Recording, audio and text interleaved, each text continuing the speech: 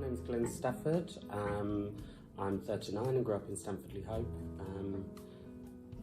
with my mum and dad and my disabled brother Barry, who passed away when he was 13.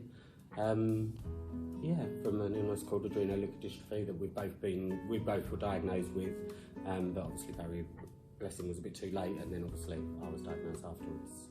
I remember Barry only when disabled. He turned disabled when he was 7. I was 5 when he became ill, or started seeing my parents started seeing a change in him. So, and then from diagnosis to becoming in a vegetative state, he, I think my mum said he took about 6 months. It was a 6-month period. So I remember him being disabled, but I don't have any memory of him being a healthy child. We were very close siblings and things like that. I was immensely proud of him even when the ALD took over, and I always wanted to take him to school with me and spend the day with him and things like that. I always wanted to do everything with Barry there.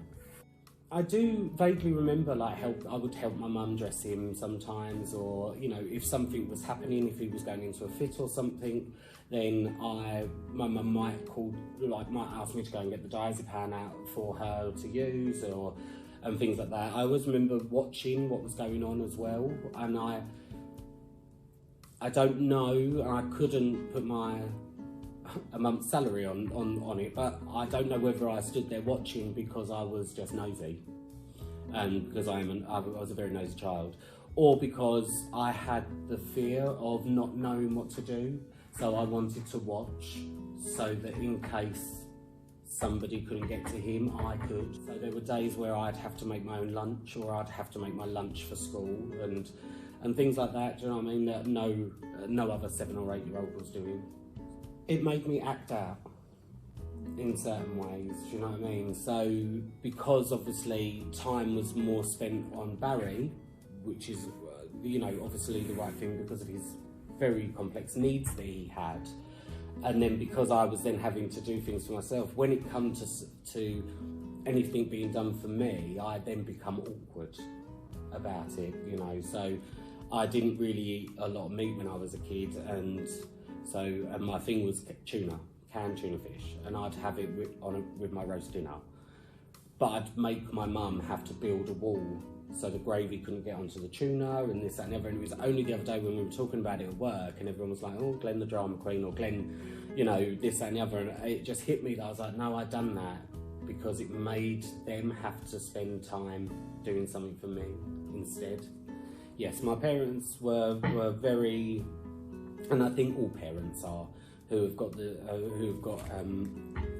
one or more children with special needs, complex needs, or disabilities, and a healthier child, is that they would make sure that things were crammed in to that period of time. If he was there for a week or 2 weeks, we would do a lot of stuff together, and we would have a lot of time spent together. And I remember I liked it, and obviously I loved it because you got the attention all on yourself and things like that. But it was just I also remember feeling quite sad about it as well, because then obviously Barry was missing out. Do you know what I mean? And that's the one thing that my parents really said, that, and that's why he still went to school, obviously special needs school, and he'd done all things like that and went on days out, because they wanted him to still have a life. They wanted him still to experience things. So then there was that little bit of sadness that we're here having a lovely time and I've got my parents' attention all to myself, but yet my brother's missing out, even though he's probably having a whale of time in the hospice. But yeah. So it was, they made the most of it for me.